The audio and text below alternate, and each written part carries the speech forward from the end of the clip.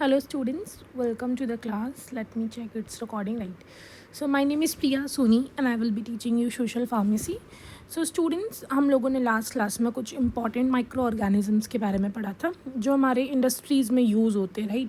सो मैंने आपको बोला था कि नेक्स्ट क्लास में मैं आपको एक चार्ट बनवा दूँगी जिससे आपको लर्न करने में आसानी हो, राइट. ठीक है, तो हम एक बार पढ़ लेते हैं. कुछ मैं आपको बैक्टीरियाज़ के नेम बताऊंगी और बताऊंगी कि वो क्या क्या करते हैं. ठीक है, सबसे पहले हम बैक्टीरिया से स्टार्ट करते हैं. सबसे पहला जो है वो है लैक्टोकोकस.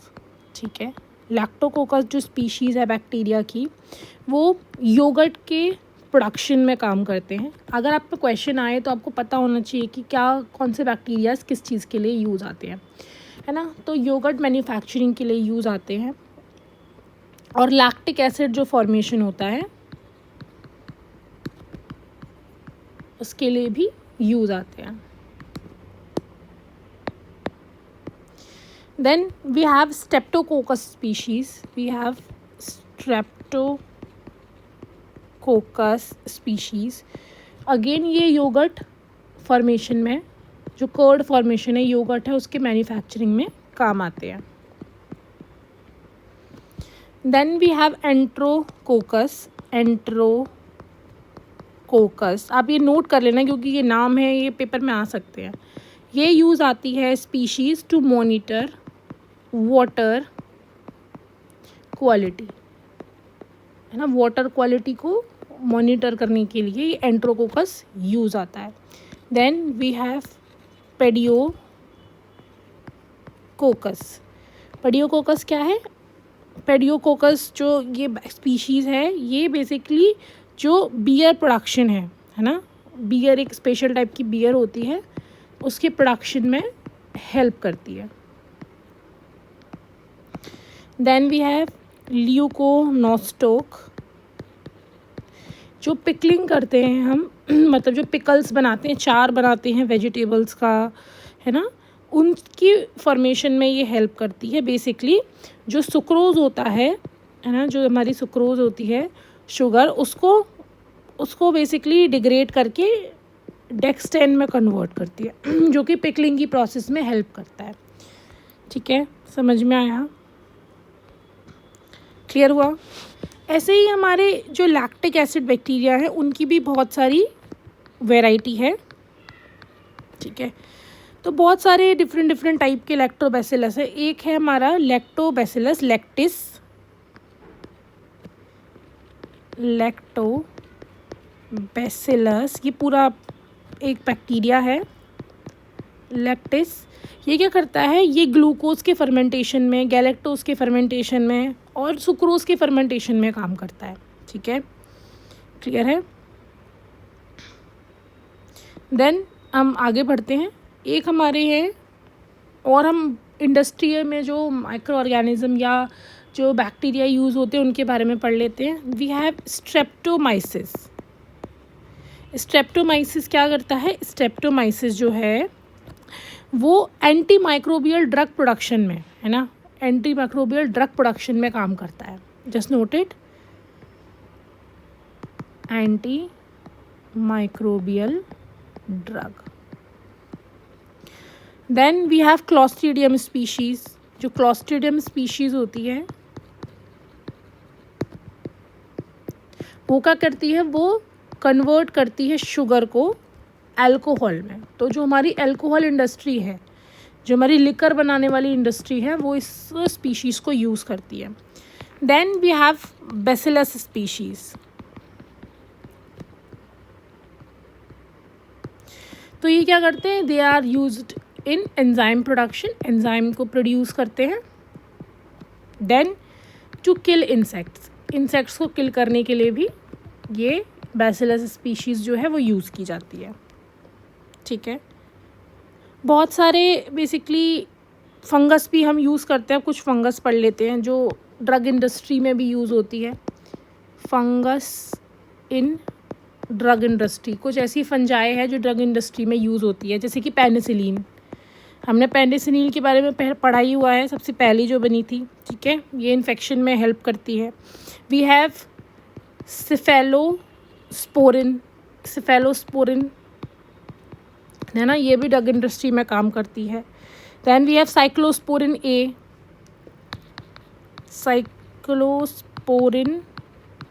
ए, ठीक है, ये भी हमारे basically as a antibiotic work करती है, ठीक है। तो बहुत सारी ऐसी हैं हमारे पास जो वर्क करती हैं। देन कुछ एल्गे भी हैं, है ना, जो कि इंडस्ट्री में वर्क करती है, जैसे हमारी है कॉर्नड्रस, ठीक है। तो बेसिकली ये क्या होती है, एक आयरिश मॉस है जो बेसिकली मिल्क के संग मतलब मिल्क के संग मिला के एक डिश बनाई जाती है, मतलब ये आयरिश डिश ही है बेंसीमेक्स, इसको बनाया जाता है मिल्क के संग ऐड करके इस एल्गी को, right. We have कोलोरिया।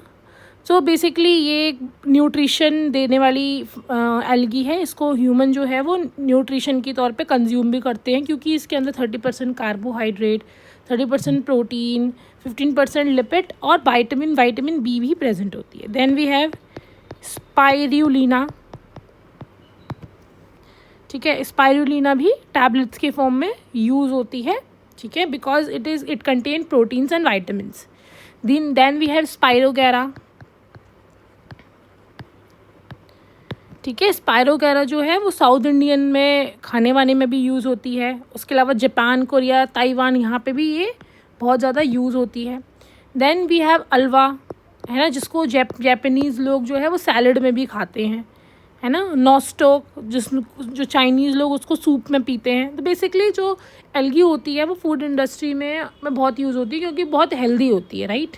It is good for health, that's why ये सब जो एल्गी है they are using in a food industry. अब हम कुछ ईस्ट पढ़ लेते हैं ना, ईस्ट भी यूज़ होती है, पढ़ लेते हैं।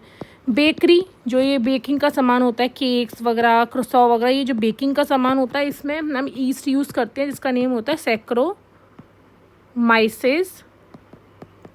सेरेविसी,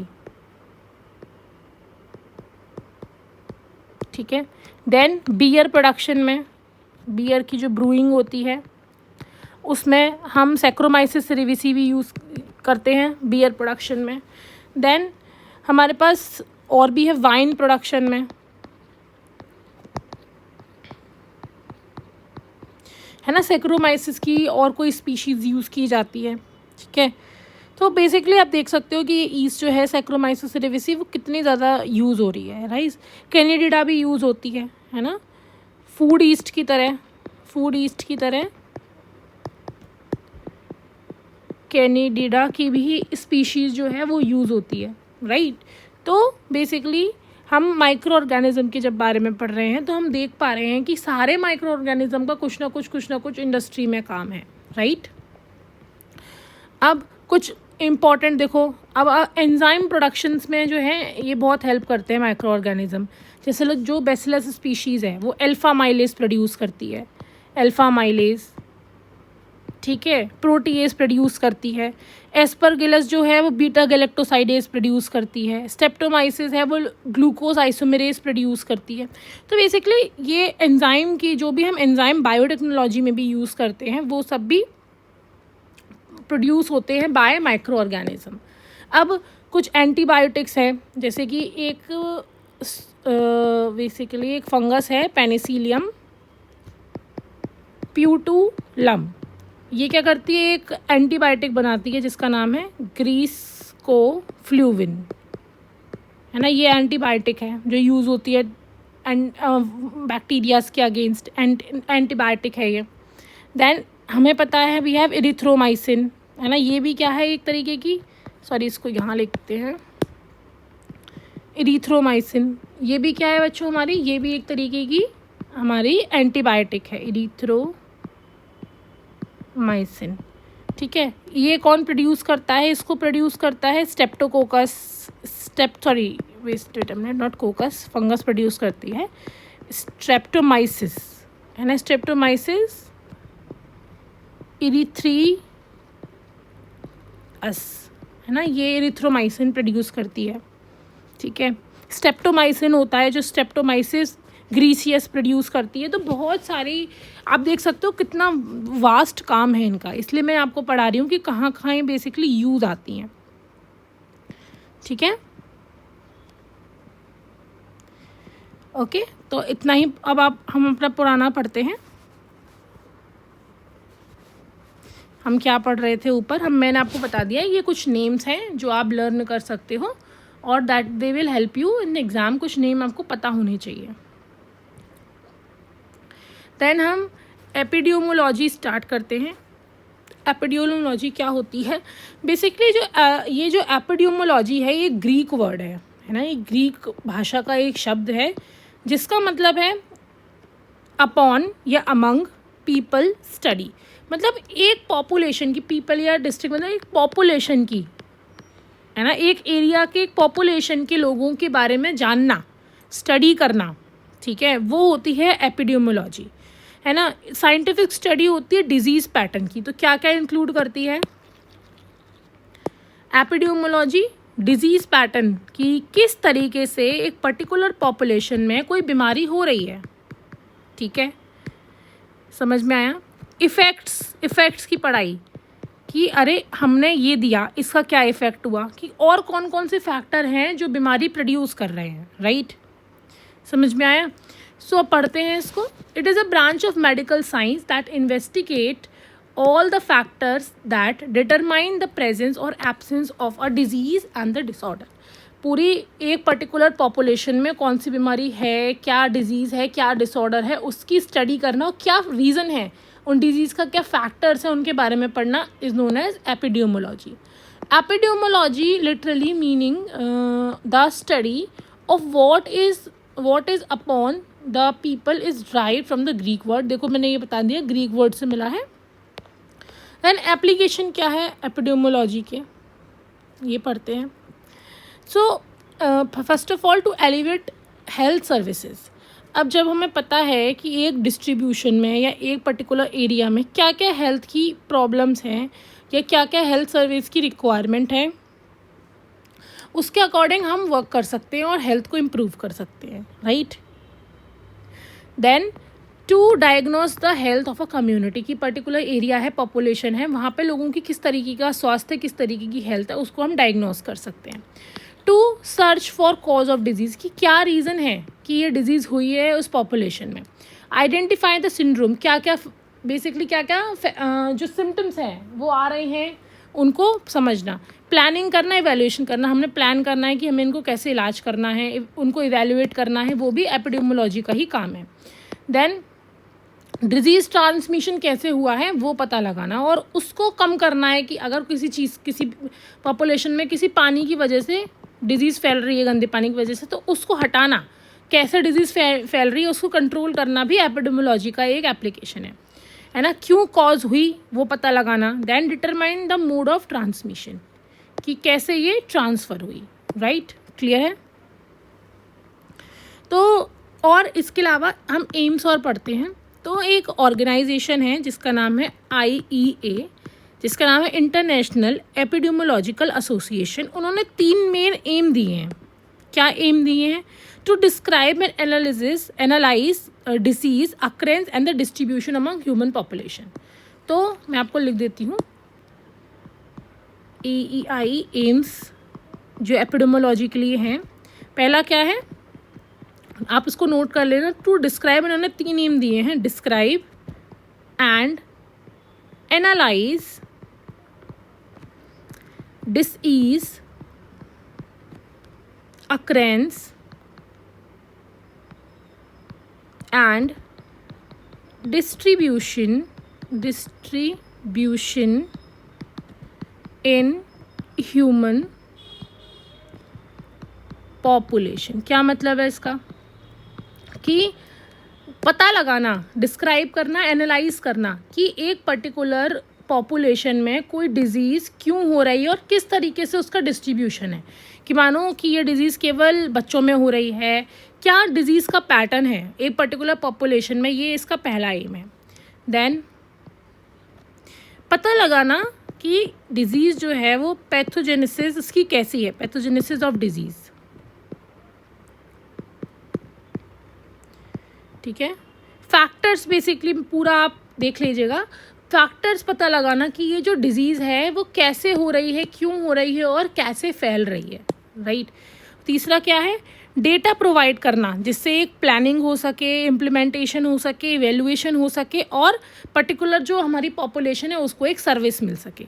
तो क्या है इसका, डेटा प्लानिंग, इम्प्लीमेंटेशन,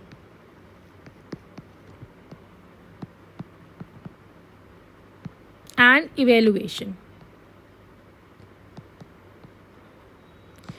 और इनका ये सब एम से इनका एक फाइनल एम क्या है कि पब्लिक हेल्थ की जो प्रॉब्लम है, पब्लिक हेल्थ को सही करना। ठीक है,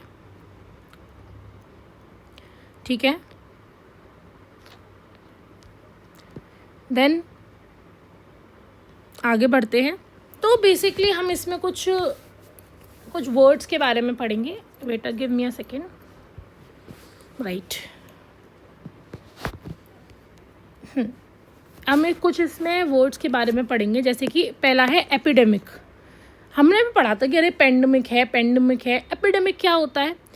it is defined as a large number of people, animals suffering from a same disease at a time. अब आप देखते हो कि बीच में ना चिकन पॉक्स का बहुत ज़्यादा आता है और आपको हर घर में एक चिकन पॉक्स का पेशेंट मिल जाएगा। जब आप छोटे होंगे तो आपने देखा होगा ये, राइट। तो एक पर्टिकुलर एरिया में अगर सब लोगों को एक ही सी बीमारी हो रही है, सब जानवर को एक ही सी बीमारी हो रही है, उसको हम कहते हैं एपिडेमिक। क्या बोलते हैं उसको? Epidemic. Then we have pandemic. It is defined as a growth rate skyrockets. ऐसा ये क्या होता है? पैंडेमिक क्या है कि आज मानो एक केस था, है ना, अगले दिन उसके 100 केस हो गए। तो बहुत जल्दी जल्दी ग्रोथ करना किसी भी बीमारी का, है ना, एक ही दिन में इतनी बढ़ जाना कि बहुत सारी बढ़ गई। जैसे हमारा कोविड था, है ना, कि एक इंसान किसी 10 इंसान के कांटेक्ट में गया तो वो 10 इंसान को फैल गई, 10 गए 100 के कांटेक्ट में तो वो फैलता ही जाता है, फैलता ही जाता है। इस तरीके का जो डिजीज़ेज होती है उनको हम पैंडेमिक कहते हैं, जैसे कि हमारा कोविड-19 है। ठीक है। The virus has nothing to do with virology, population और इम्यूनिटी एंड सीवियरिटी। ये आप छोड़िए। This means virus cover wide, मतलब ऐसी बीमारी जो कि कांटेक्ट से फैलती हूँ। जैसे आपने मुंह का आपकी कोई एयर थी, एरोसोल थी, उसके थ्रू, है ना, या कोई ड्रॉपलेट्स के थ्रू, है ना। तो इस तरीके की जो बीमारियाँ होती हैं जो छूने से, पानी से, इस तरीके से फैलती हैं, वो बेसिकली पैंडेमिक कॉज करती हैं। और basically virus is a reason, है ना। और वायरस में इतनी कैपेबिलिटी है कि वो जल्दी से जल्दी एक बड़ी पॉपुलेशन को इफ़ेक्ट कर सकता है। Let me check its recording और not. Then we have endemic. Endemic क्या होता है?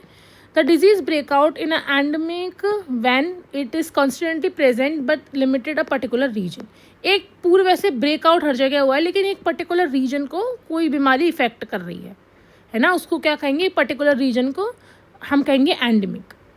Then the disease spread and rate is predictable. पता लग जाता है हमें कि यार अरे यार किस रेट से फैलेगी और कितनी तेज फैलेगी। ठीक है, जैसे कि मलेरिया है, वहाँ पे एक पर्टिकुलर एरिया में कोई मॉस्किटो फैला तो हमें पता है कि आसपास के लोग ही इफेक्टेड होंगे, कि ये जो मॉस्किटो है वो दूसरी जगह नहीं जा पाएगा।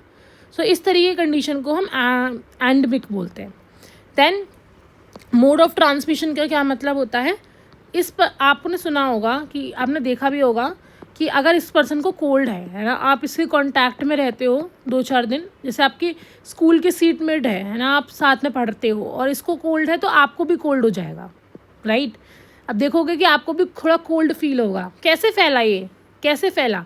ये एक ट्रांसमिशन के मोड से फैला, जो कि है एयर। तो हम पढ़ते हैं ट्रांसमिशन का मोड क्या होता है। So mode of transmission, an infection agent may be transferred from natural reservoir to the susceptible host in the different ways. These are the different classification of mode of transmission. देखो, infectious agent है, मानो आपने Covid का example लेते हैं, इसको corona virus था। क्यों इसको एक घर में बंद कर दिया गया या इसको क्वारंटीन कर दिया गया? कि इससे जो वायरस है वो दूसरे में ना जा पाए। इससे ये वायरस अगर दूसरे में जाएगा तो दूसरा भी बीमार हो जाएगा। तो ये पैथोजेंस का फैलने का काम है ना, इसको कहते हैं हम मोड ऑफ ट्रांसमिशन। तो 2 तरीके से हो सकता है। डायरेक्ट, कि आप डायरेक्ट उस इन्फेक्टेड पर्सन के कांटेक्ट में हो, कि आप लोगों ने आपस में बात करी है ना, ऐसे करके आप आसपास खड़े हो, बात करी, इसकी एयर से वायरस जो है आपकी बॉडी में आ गया है ना, ड्रॉपलेट्स के थ्रू। आपने छींका, इसके मुंह पे छींक दिया फॉर एग्जांपल, तो ये आपके जो बॉडी के फ्लूइड्स थे, बॉडी का ये जो ड्रॉप्स थी वो इसके ऊपर लग गए और इधर वायरस और या फिर बैक्टीरिया स्प्रेड हो गया, राइट। और होते हमारे इनडायरेक्ट कॉन्टैक्ट, जिसको एक व्हीकल चाहिए होता है। व्हीकल मतलब आपको किसी घर जाना है तो आपको एक व्हीकल चाहिए ना, आप स्कूटी से जाओगे या कार से जाओगे, तो इसको बैठ के जाने के लिए, पैथोजन को एक जगह से दूसरी जगह बैठ के जाने के लिए एक साधन चाहिए, ठीक है। डायरेक्ट नहीं फैल सकता, तो इसमें क्या होता है, एयरबॉर्न, एयर के थ्रू फैल रहा है, ठीक है। और व्हीकल बॉर्न मतलब मॉस्किटो या फिर फ्लाइज, या फिर जैसे हमारी सीसी फ्लाई होती है एक, है ना, और बहुत सारी तरीके की चीज़ें होती हैं, इनके थ्रू अगर कोई चीज़ फैल रही है। आपने देखा मलेरिया कैसे फैलता है, मलेरिया मच्छर की वजह से फैलता है ना, एनोफिलीज मच्छर की वजह से, तो वो क्या है, वो एक मैकेनिकल बॉर्न है। और इसको हम वेक्टर बॉर्न भी कहते हैं। बेसिकली मैकेनिकल बॉर्न को व्हीकल हमें चाहिए होता है करने के लिए, उसको हम वेक्टर बॉर्न भी कहते हैं। और जो वेक्टर है या व्हीकल है वो मैकेनिकल भी हो सकता है, जैसे वाटर है ना, वाटर के थ्रू है ना, सैंड के थ्रू है ना, और ये इसको हम व्हीकल बॉर्न कहते हैं। देखो अब देख लो ये कैसे फैलता है, डायरेक्ट और indirect.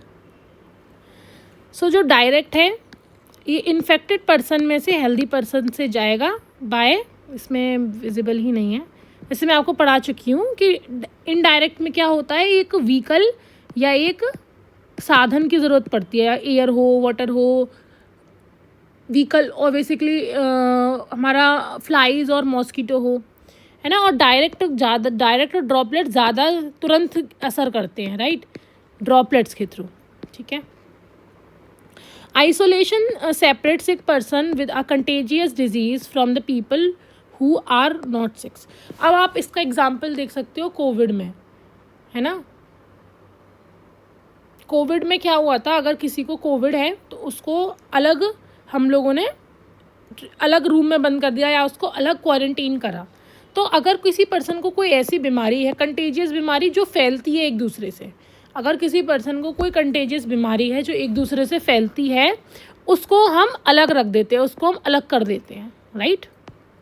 Then quarantine separates and restricts the movement of people.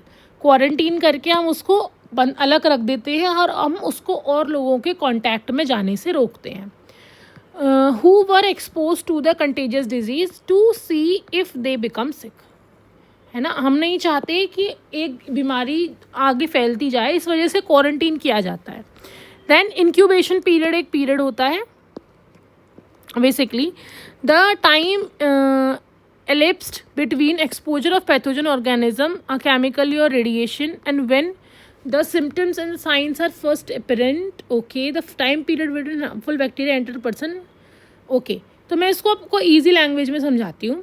जब आप किसी न्यू जगह पे जाते हो, है ना, आप कहीं न्यू जगह पे गए तो आप एकदम से क्या करते हो, एकदम से आप सेटल नहीं हो पाते, राइट। आप किसी न्यू जगह में आते हो, आप मानो एक न्यू स्कूल में गए, तो आपको दोस्त बनाने में, सेटल होने में टाइम लगता है ना। ऐसे ही हमारे जो है पैथोजेंस के साथ होता है, ठीक है।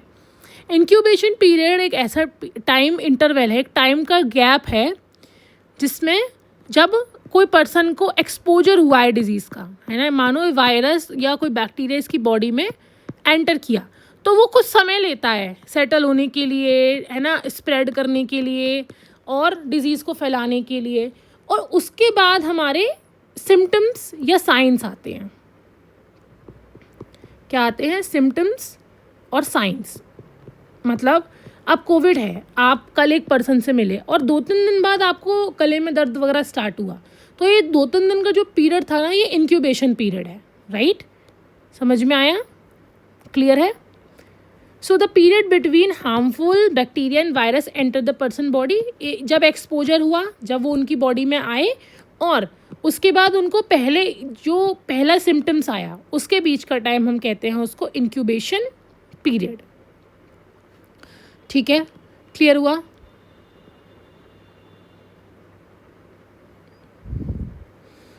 ठीक है, नेक्स्ट पढ़ते हैं। कॉन्टैक्ट ट्रेसिंग क्या होती है? People in close contact with someone who is infected with the virus such as Ebola virus are the high risk of becoming infected themselves and potential further infecting others. Closely watching these contact after exposure to an infected person will help in the contact care and treatment and will prevent further transmission of a virus. This monitoring process is known as contact tracing. अब आप सब pandemic से निकल चुके हो, corona virus को आप देख चुके हो करीबी से, तो आप इसको और अच्छे से समझ सकते हो। अब आपका हम देखते हैं 2 दिन की स्टोरी देखते हैं, एक है ना 2 डे स्टोरी। पहले दिन आप गए और आप अपने एक दोस्त से मिले, ठीक है, फिर आप अगले दिन गए, फिर आप अपने एक दूसरे दोस्त से मिले, ये दोस्त ए है, एक दोस्त बी है। तीसरे दिन आपको थोड़ी तबीयत ख़राब होने लगी और आपने क्या किया, 3rd डे पे कोविड का टेस्ट लिया और वो पॉजिटिव आया। आपको पता है कि आप डे 1 पे और डे 2 पे किस किस से मिले थे, तो आपने उनको तुरंत फ़ोन करा कि देखो भाई मैं तो कोरोना पॉजिटिव हूँ, अब मैं तुमसे मिला हूँ तो तुम भी खतरे में हो। और उन्होंने क्या किया, उन्होंने याद किया कि वो 2 दिन से किससे मिले हैं और उन्होंने अपना भी टेस्ट कराया और उन्होंने क्वारंटीन कर लिया अपने आप को कि आगे मैं किसी से नहीं मिलूंगा जिससे किसी और को बीमारी हो, राइट।